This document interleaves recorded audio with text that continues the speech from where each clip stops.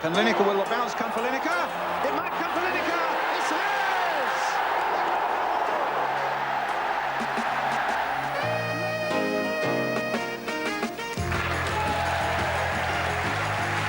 And it's Willie Thorne who wins his first major title, and the crowd going absolutely wild.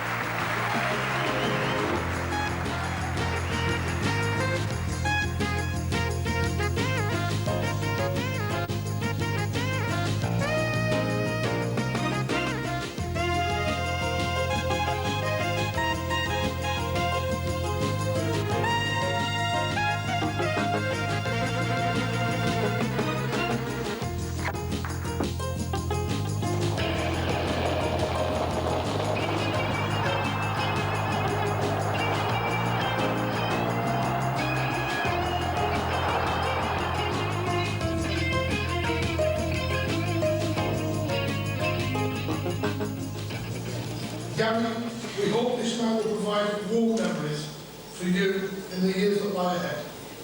Gentlemen, goal scorer extraordinary, captain of England, and the 1992 Footballer of the Year, Gary Lineker.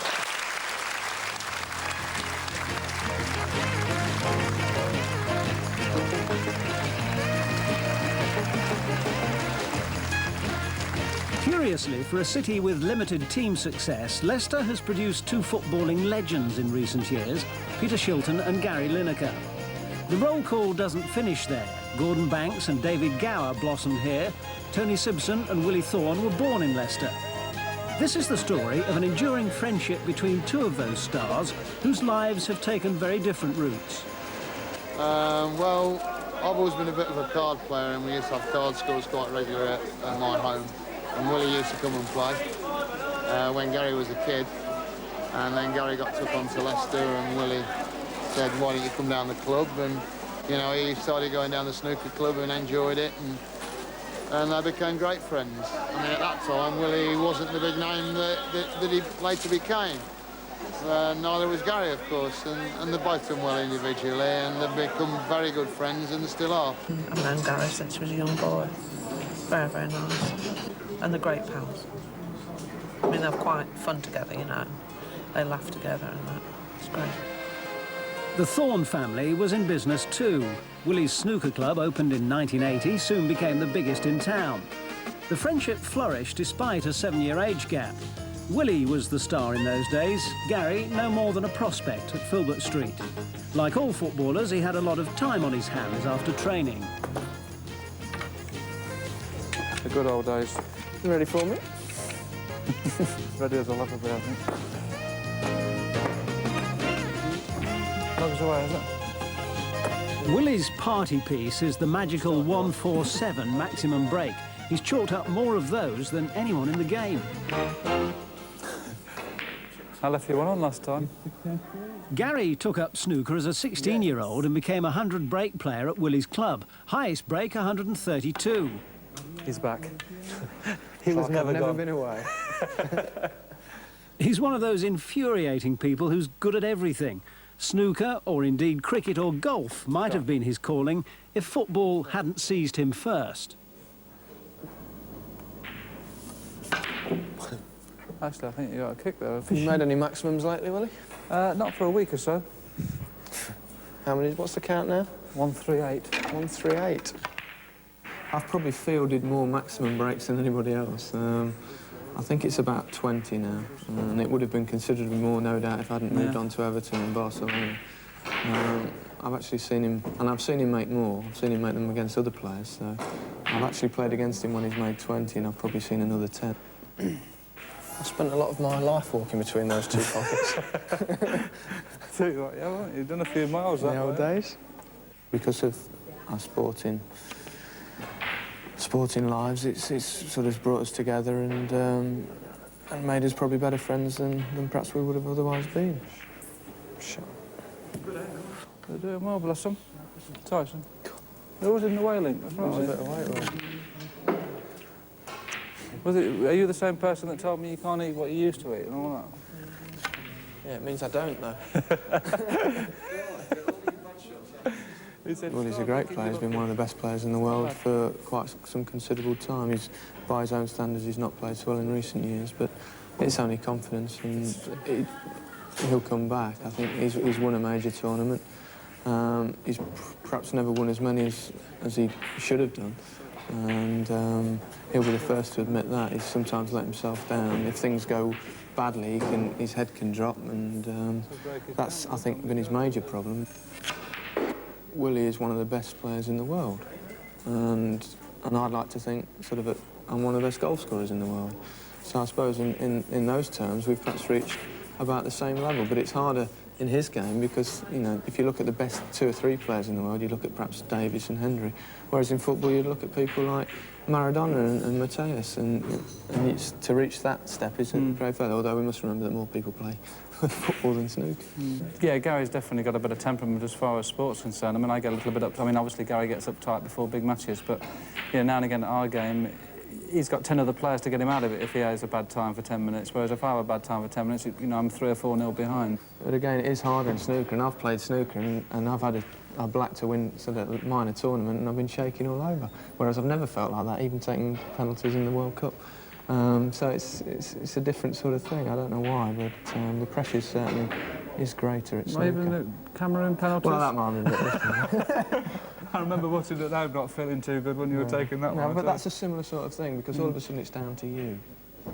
If you're taking a penalty, whereas in a game, you know, half the time your concentration's just wrapped in the team, and you need the team to be playing well for a striker to score goals. If the team is playing well, it's a lot easier, whereas on snooker it's down to you and you alone. You've got no one else to blame. And I think the only thing that Willie sometimes does is perhaps looks for excuses or looks for bad luck, and that can get him down, whereas what he needs to do is believe he's lucky, believe he's going to be successful more, and sort of cut out excuses. That's what I've noticed over the years, and those are the things I've tried to mention to him, but I think he's probably well aware of that himself. I get the impression also that you're both naturally gifted people and don't want to spend too long training or practicing. Is that fair for both of you? Well, as far as I'm concerned, it used to be very easy when I was young. I used to have to play as long as I have to now. I mean, to get my form back now, I probably have to play 3, 4, 5 hours a day sometimes to get... Because, I mean, the older you get, the natural ability disappears a bit. And Gary mentioned to me a little bit earlier, when, you know, the older he gets, the weight kind of comes back on. He used to eat like a horse in here. I mean, Mum used to cook him everything and then end up with treacle, sponge and custard and then sweets. And of course, the older you get, you kind of, you know, your metabolisms don't kind of act the same, and of course it's hard for him to get rid of the weight. But yeah, it's difficult. Well, you're not one of the world's greatest lovers of training either, are you? Not really. It bores me a little bit, to be honest, training, and I think probably practicing bores Willie sometimes. I think it's okay when things are going well. It's just, it can be a bit of a grind, but and it's something in my early days I did a lot of, and you have to. But in snooker, it's a game that you need to practice more. I think because you're in control all the time, whereas in football you can't practice the same situations. If you get a chance in a game, it's totally... you can't practice that chance because it doesn't come along again. Every moment's different, whereas on a snooker table, and you're in set situations, the shots remain the same. But in our game as well, we're just playing... It's such a physical game. We're playing sort of Wednesday, Saturday. It's just about doing what's best for your body and ticking over between those games and trying to recover for the next game, let alone train, is the major problem, particularly as you get older. I get the impression you quite like seeing Willie when you're playing football. Oh, yeah. It's sort of, I think it works both ways. Willie's always supported me, and it's... give him a wave when I score and things like that. Yeah. And likewise when Willie's play, I love watching him play, although it makes me feel ill, and that's why I'm grey, but watching him play... Better than being bold. Well, I wouldn't argue with that. But you like to look up and know that Gary's... It disappoints me, actually, when I'm there, and I see him looking sometimes. Most days now I'm allowed in most of the directors' boxes, so it's easy for him to spot me. But obviously with him going to Barcelona for that couple of years, I didn't get over as often as I would like to, and Everton, I did watch him quite a bit. But now I'm living in Sheffield, Gary's Tottenham, it's very difficult. But, you know, I like him just to acknowledge me, just because I want him to know that I'm there willing him to score. And I mean, I'm just like a 2-year-old when he plays, you know. I mean, I jump up, I mean, I'm in the director's box sometimes, and I'm jumping up and I look round and everybody else is sitting down like that, you know, and I think, oh dear, and I have to sit down again. But, you know... It's very embarrassing. Very embarrassing. Yeah, but when you're involved with somebody, you want them to do well, don't you? You know, I mean, when I'm playing at places like the Crucible and Gary used to watch regularly, we have like players' boxes and things. You know, if I do a good shot or a bad shot, I'll look and Gary will be giving me, you know, like, you know, get stuck in or whatever. And it's just nice in the dressing room to know that he plays a professional sport, albeit a different sport, and he knows what it's like to win and lose. You know, the general public never have a feeling of the highs and the lows of sport. And when you get beat, it's the worst feeling in the world. You know, Gary's got 10 fellas to cry on sometimes, but there's no, I mean, you know, if Gary misses a penalty and Tottenham lose, you know, it's like he's probably thinking it's his fault, you know, and things like that. It's hard. It's very hard. Gary's a superstitious footballer, and Willie's his lucky mascot. Whenever he's hitched a lift in Willie's car, he's scored. So naturally, Gary was on the phone to his favourite chauffeur for the Cup Winners' Cup quarter-final against Feyenoord. And Willie was only too happy to oblige. Well, obviously, football is my number one priority. Whenever I can get a chance to see Gary play, I go and watch him play at all times. Took it for Willie Thorne. He got a couple more grey hairs, so I think it's cool. He's got loads, isn't he? It's better than being bald, though, isn't it? No comment. I've watched him grow up as almost a brother, and I could never be jealous of him, but I mean, I certainly admire him. If I go out there and you've left, I'll get a load of stick. Oh, no, it wouldn't not. He's getting his kit cut down and not making him score three. And we're just about ready to go. Spurs tonight in a change strip of all light blue. When there's any sort of clash at all, it's the home side that changed. So Feyenoord in their traditional red, white and black shorts. Come on, guys. That's De Wolf. You'll have to excuse me cheering if Gary scores, you know what I mean? Still Milner. Floated in towards Paul Stewart. Stewart getting just a touch with it.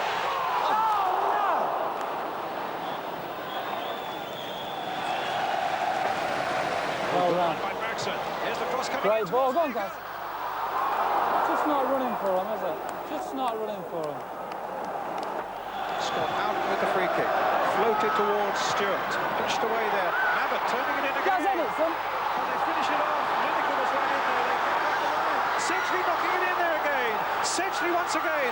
Lineker in there too. And it goes behind eventually for the goal kick. And Spurs are out of the Cup Winners' Cup.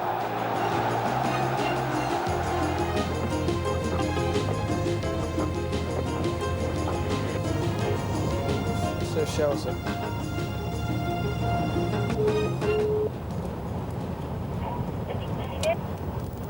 Hello. How are you? Yes. Not good. Never mind. I was tired. Felt tired. I couldn't raise a gallop. What are you doing? How is he? Is he? Temperature down now. Is it? Oh, good. Yeah. Is he awake? Hello.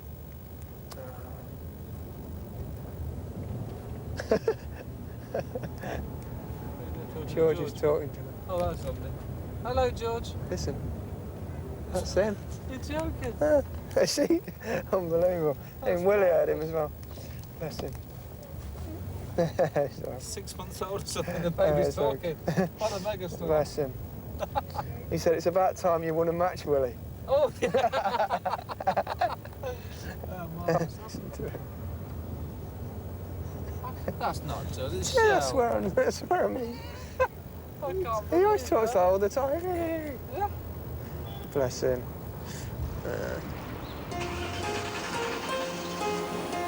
Lineker's old boss at Leicester, Jock Wallace, showed faith in him when others were doubtful. And now they've dedicated a suite to the lad from City of Leicester Boys' School, who became England captain and one of the world's leading goal scorers.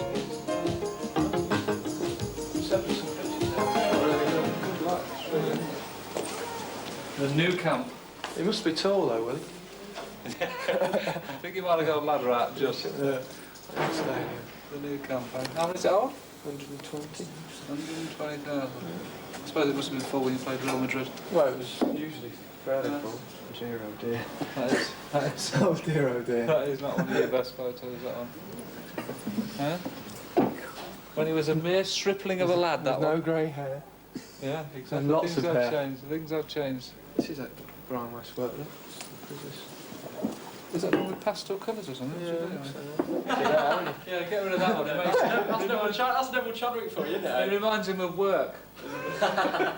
Carrying balls. I remember that picture. Did you still have clean boots as well? I did clean the dressing room out. Oh, lovely. Nice. Brush and dustpan. Dirty, sweaty jock straps and things. What Smudger? He was zitted up at the time, wasn't he? Old Smudger. Remember him? He's all right So now. was I, don't we? Yeah, I still am.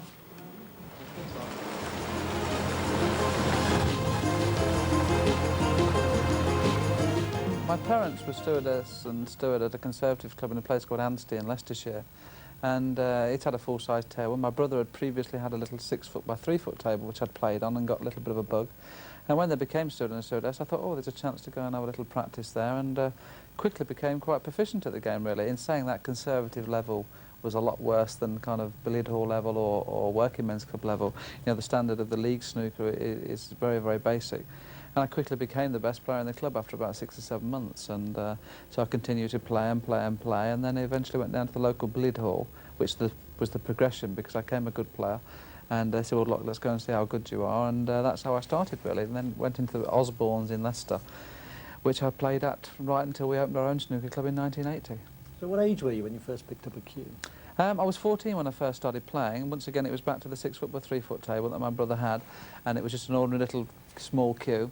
And for my 14th birthday, I had my mother bought me a £3 2 and 6. I always remember it to this day because I'm actually still using the same cue. I'm one of the very few professionals in the game at the minute. I'm still using the same cue that they started with.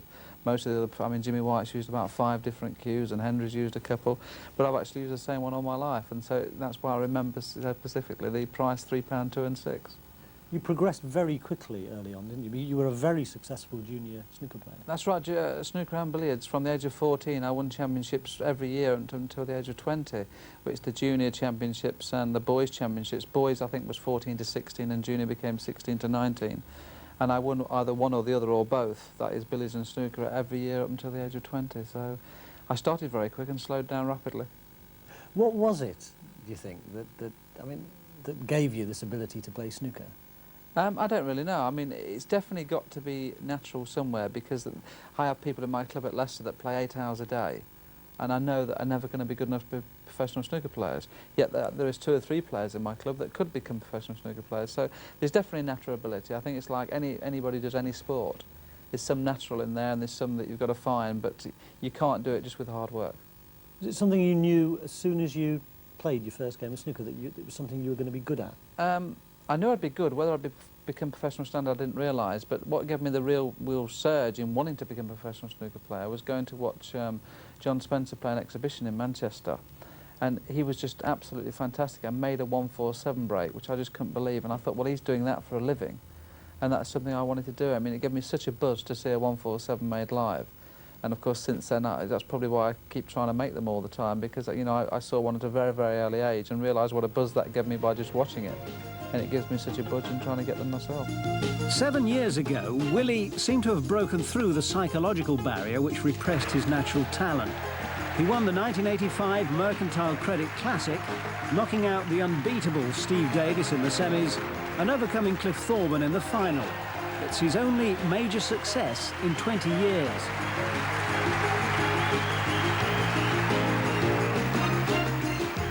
To be honest, I was a little bit kind of surprised when I won the Mercantile at the feeling I got.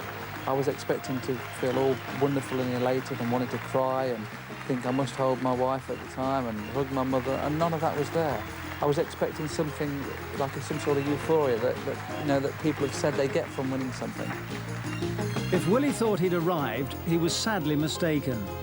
10 months later, he led Davis 13-8 in the UK final, but a notorious missed blue cost him the match. You know, I'd completely outplayed him in every department, and at the time, Davis was like Hendry is now, like the #1 player in the world, virtually or almost impossible to beat at times. And I just absolutely destroyed him up until that stage, and you know, it always hurts me to think that I let that match go, because I would have probably then become like a top 2 or 3 player in the world instead of a little bit lower down. He plummeted even lower when the old gambling fever re-erupted. He lost thousands to the bookies, lost his £500,000 home, and it broke up his family.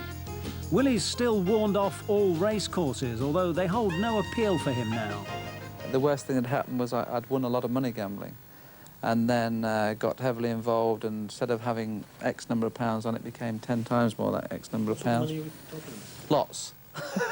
But it's confetti, isn't it? When you're a gambler, money is not like money in your pocket. When you're able to get credit, which I had credit with 20 or 30 different bookmakers, and it was so easy being in cliche a face, as it were. You know, people would give you credit, and whilst I won in excess of 100 grand the first year I did it, you know, all of a sudden then I got lots and lots more credit, and became so far involved that it, you know, to have like 10,000 on a horse didn't mean a lot. It would be like me having £10 on now, because I'm of my bold dome or whatever. I'm kind of well known walking down the street or anything, and of course, people always follow you around the races and things, and you know, I suppose you just kind of end up having more money on than you should do, because like you think you're something different than other people, which at the end of the day I now realise I'm not. I'm just an ordinary human being trying to be good at something, and got led astray a little bit, really.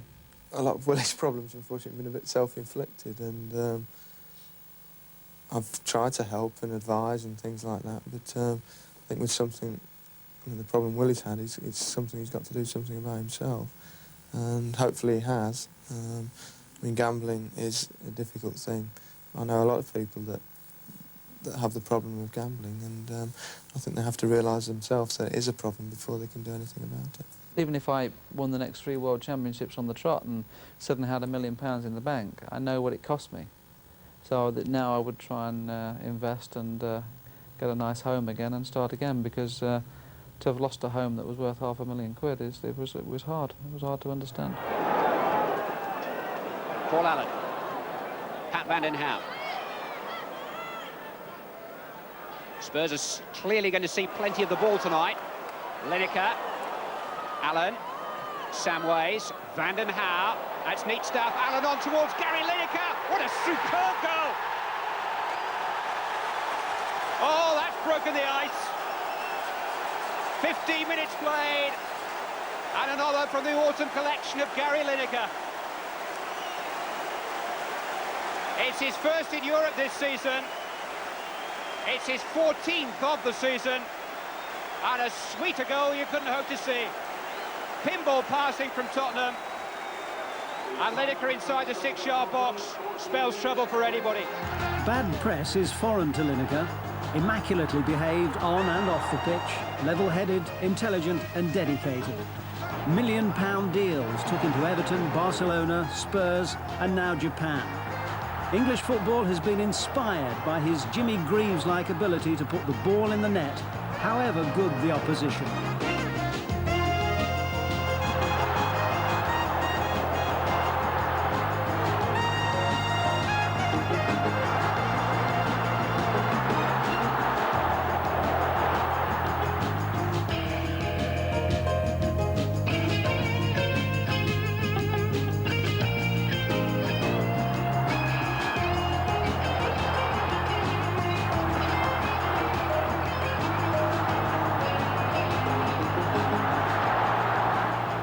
I'm looking forward to my time in Japan.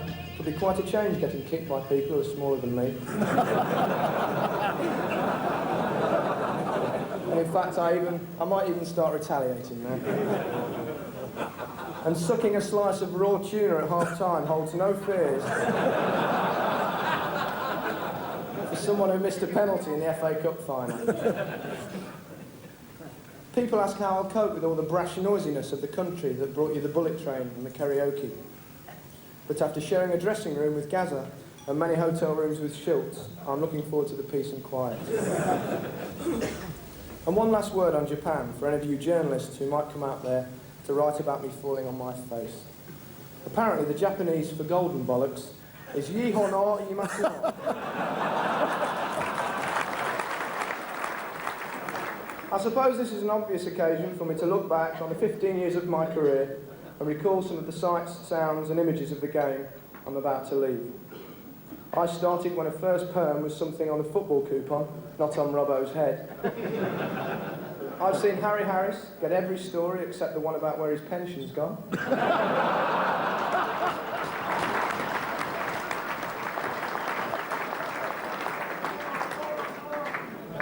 I've heard John Motson keep going on about me picking my spot when my acne cleared up years ago. I've heard Steve Sedgley boast that he can catch Tony Daly, when we all know he couldn't keep up with Arthur Daly. And I've actually seen Bobby Robson make up his mind. But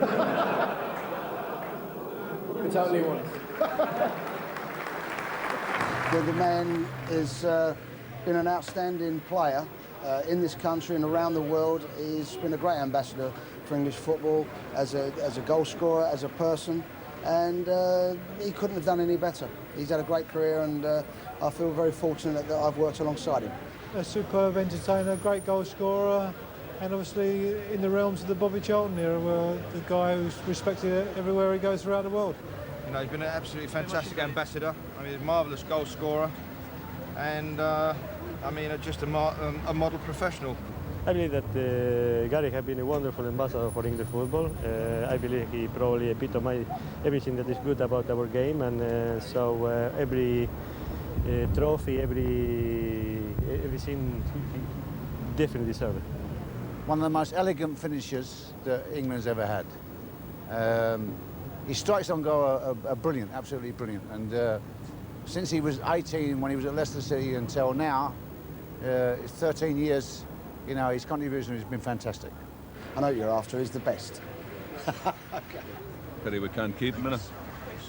That's always how I wanted it to be, with people saying perhaps he's going a year too soon, rather than saying, well, perhaps he should have gone a year ago. And I think that's, if I can time that absolutely right, then that's fine. But what's the point of carrying on for 1 year? I mean, the World Cup's in 2 years' time, and if I was at my peak in 2 years, or felt I could be still at my peak in 2 years' time, physically and mentally, and still wanting it, then I would have tried to carry on. But I don't think that's very likely. So I just thought it was nice to go at the end of one of the major championships, and the Europeans just looked the right time to me, and I still feel the same. You're going to have a lot of time to take up your other sporting interests, I take it. Well, certainly, in the next 6 months, 8 months anyway. Naturally, a lot depends on little George, but hopefully things will go well there, and be able to enjoy a bit of time with him, and perhaps live as a proper family for a change. Baby George's tragic illness has touched the hearts of the nation, and it's at times like these that you know who your friends are. I mean, all I can be there is there as a shoulder to cry on. We had a couple of sessions where we were really low. Obviously, the day I went to the hospital, we had a little cry together and things, and it's just so hard to understand. And I'm just there if he needs me as a pal, and obviously the closest people to him are going to be his family in a situation like this. I mean, if he wants to go out and get drunk or something, I'll do that part. But, you know, I think his family are the closest people to him at this time. Well, it's very difficult for anyone to really help us. I mean, it's the only thing that helps us really is when he's improving and his health is getting better. I mean, you go up and down with your child and these things, and the way your friends and family do help is that they rally around and they offer support and they call and they're interested. And Willie phoned practically every day to see how things were going, and it's nice to know that you do realise that your friends and your family care. And I know that all our friends and all our family wanted to help in some way, which is nice, but there wasn't, especially in the early days when it was really difficult. When you're trying to come to terms with the thing yourself, there's not a lot anybody else can do. You have to really handle it yourself. But it is nice to know that you've always got that support of your family and friends there if you need it, and it's nice to know that they really care. Would you describe yourself as someone who's had to work hard to get in the position you're in sport, or is it something that's come, I don't mean easily to you, but is it something that has actually come quite simply? No, it's not come simply. It was never an overnight thing. I was a reasonably good player as a kid, but I was never outstanding. And my development really came late to the point of where I've got to. I've always scored goals. But I don't think it was really ever expected of me, and perhaps to a large extent myself never really expected to keep scoring the goals at the higher level that I went. Every time I went up a rung in the ladder, I kept managing to score the goals, and it has been hard work. A lot of, sort of in my early days, a lot of training, and then I think as I've got older and more experienced, I think more thoughts come into my game, more thought about it, and I do a lot of thinking about what I should be doing on the field, off the field rather than on it. And I think that's where I've it's helped me to sort of keep progressing. It does look a lot easier than it is, I'm sure. Yeah? Well, the truth is that, I mean, my career record is something like, well, it's better than 1 goal every 2 games. Now, the goal takes, what, hardly any time at all. Now, the rest of the time, you're not scoring and you're working hard to try and get that position to score. And it can be very frustrating. It's not like you go out and you know that, oh, today I'm going to score 3 goals. It's not like being a pop singer, for example, where they go on the stage beforehand, they know all their songs, they've got a massive crowd there, they know they're going to love them before they go out. When we go out, there's pressure on, and it's the same in snooker. There's pressure on because you're not bound to perform because there's somebody else trying to beat you, and there's somebody else trying to stop you performing. So it's far from. I wish it was easy. No, it's very, very hard, and the higher the level, the harder it gets, and the more you have to sort of apply yourself to overcome it. There is a similarity. I mean, Willie's game is very scientific, if you like. It's all about angles and pace, and I think you treat your sport in the same way. Well, there's a lot of similarities in a way. You can identify one with the other. Obviously, they're totally different in many ways as well, but certain aspects are the same. It's about sort of certainly coordination with the ball to start with, and then thinking about the game, working out what to know the best positions to be in, to know the best positions to go into, and those things can certainly be applied to both sports.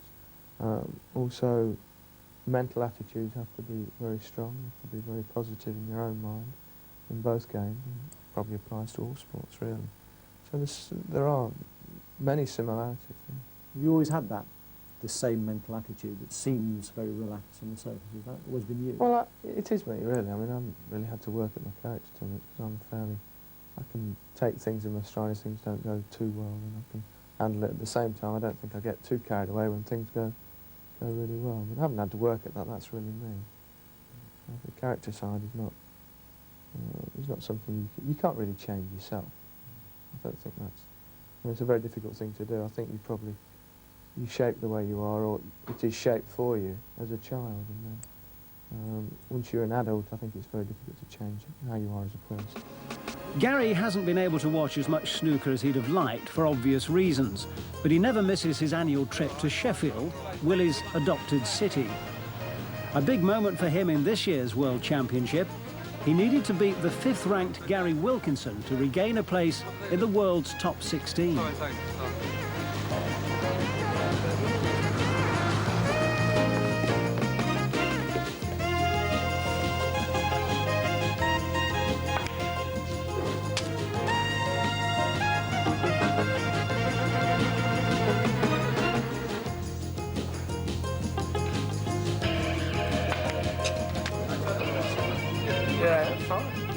Far away. I really enjoy watching him. I love to be at the tournaments, but no, I sort of get more nervous watching snooker than I ever do playing football. This is I'm here, particularly when you've got a personal interest and you've got a friend playing like Willie. I get uptight for him, and, especially when it's not going so well. I can get frustrated. But there's not a lot I can do. I suppose it's a bit like being a manager of a football team where it's your team who's out there playing and there's nothing you can actually do about it. I've got the left-hander from the Scotland. I'll just press the ball in. Thanks, Ed. How are you, mate? Thank you, mate. Bless you. I'm sort of doing from Beverley, Aydock, Ripon, Epsom, Leicester and Sheffield. What can I say? He's back, Willie Thorne. Get on, mate. I'll see you out there. I see you in church. You just put your hair on. Just a quickie. Have you played, Gary?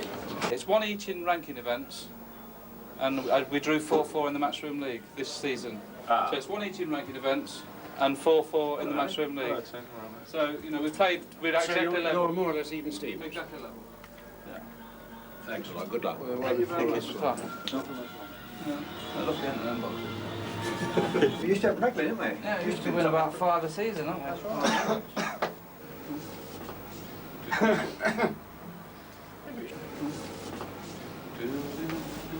All the very best. And you know that. And you're lucky. See you later. See you later. You're going to sit with these, are you? Yeah. Good luck. Good luck. See you later. All the best, brother. William, do you think that'll be all right up there? Absolutely. It's not right yet.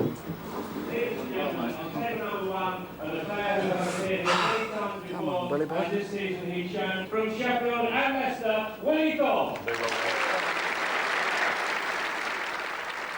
A fantastic player. I've been playing with Willie on and off now for about 15 years, since the start of my career, and he's not giving himself justice, really. What I've seen of him here, he looks to me as though he's been putting in a bit more dedication of playing like tight snooker. When he's on fire, when he's playing well, he's as good as anyone, and certainly great to watch. I mean, if you wanted to watch somebody, you'd pick people like Jimmy White, and Willie would be up there with them. So, Willie Thorne comes to the table within a frame of victory. 3 up with 4 to play. Should win from that position. Although I recall that on his Crucible debut in 1978, he lost to Eddie Charlton from that position.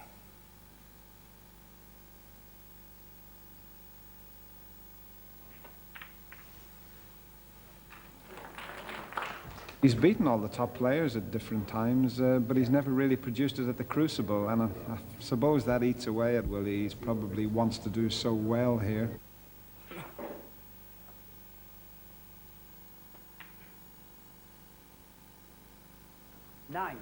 Willie Thorne's been practicing 5 to 6 hours a day, every day, with another adopted Sheffield resident, Eddie Charlton, up the road at Frames Plaza. Didn't do Eddie much good. He lost 10-0 to John Parrott, but certainly done Willie no harm. He's played a pretty solid match.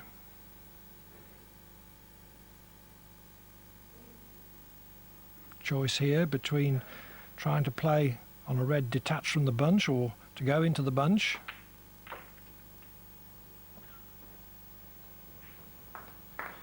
Perfect. 14.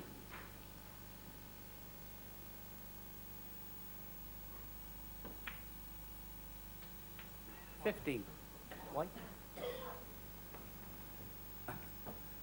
Thorne was 4-2 down, but won the last 3 frames on the opening day to lead 5-4 at the interval.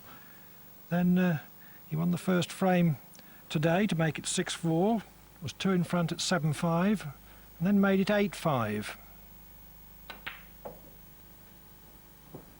He lost the next frame on the black. 22. After Gary Wilkinson had needed 2 snookers, and sometimes that's the sort of frame which turns matches, but it didn't do that today because Willie came straight back to win the next frame. 23. So it is that he finds himself in this enviable position, 9-6 ahead, and with a very good break-building opportunity in the frame that he needs to clinch his place in the last 16.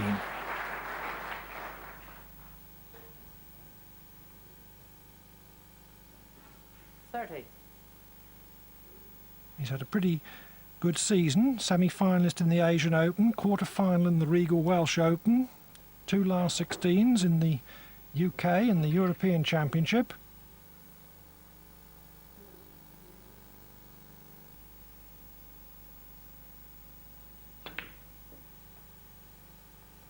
And in winning all those matches, he's accumulated £71,000 in prize money.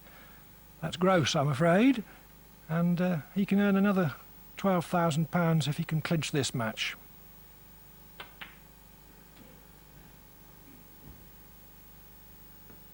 $38.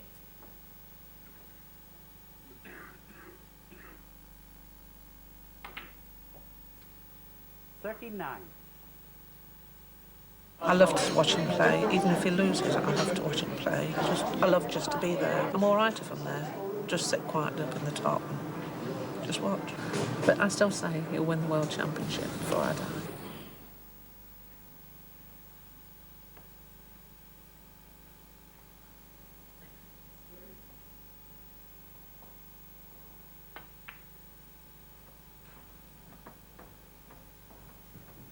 Still in perfect position.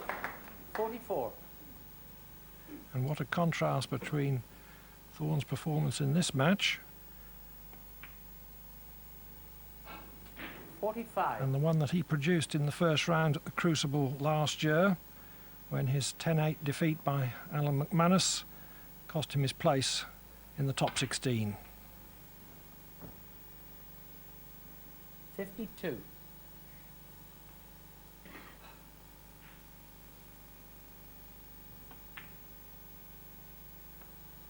$53. Cue ball just a fraction above the blue. Maybe wanted it to be slightly higher, but still in good position.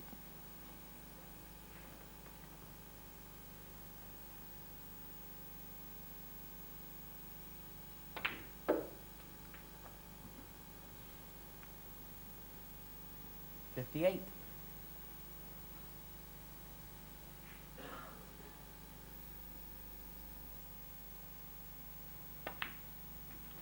59. Key shot coming up. Hot the black and open the bunch. If this shot goes well, he should win the match.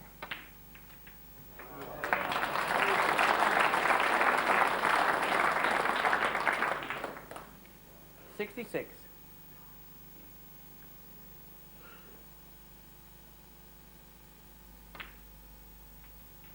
67.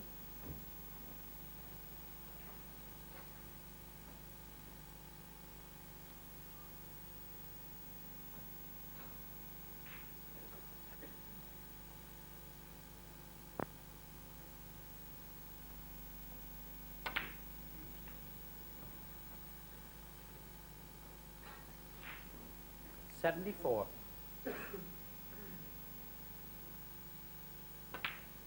75. So Wilkinson already needs several snookers.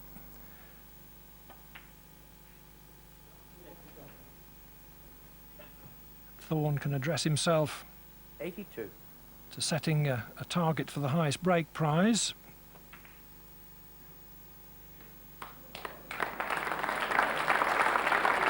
Which is £14,000. 83.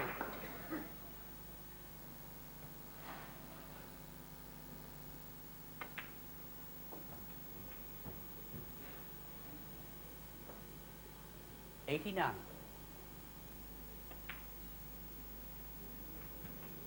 90. A total clearance here would give Thorne a break of 140, which would be a very formidable front runner for that prize.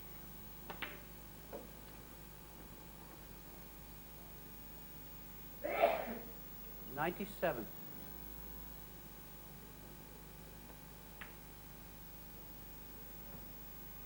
98.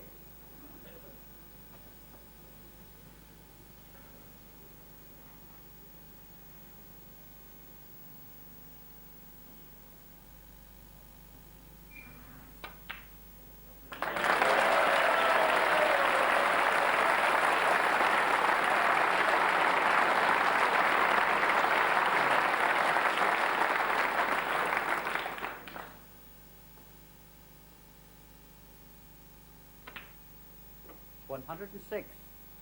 Perfect angle on the black to go down for the yellow and complete the clearance.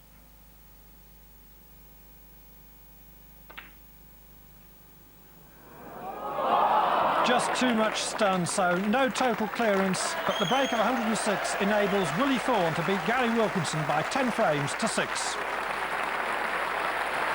I thought that was one of the best performances I've seen him do. And Gary Wilkinson was a good player, is a good player, and he's playing well, you could see that. It was a pleasure watching, not one of those days where I was standing and biting my nails and stuff.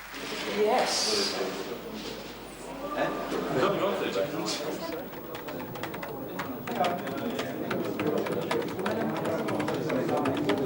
Willie flattered to deceive again, though, perishing in the next round, but still adored by the snooker circus.